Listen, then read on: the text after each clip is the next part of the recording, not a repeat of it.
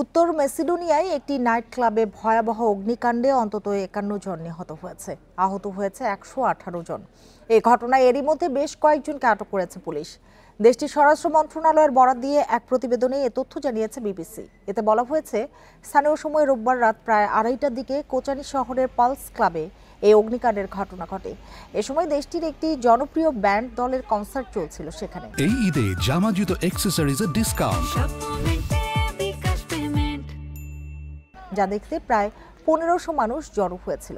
প্রত্যক্ষদর্শীরা জানান, একটি আতশবাজির যন্ত্র থেকে ছিটকে পড়া অগ্নিশিখার কারণে ক্লাবের ছাদে আগুন ধরে যায়।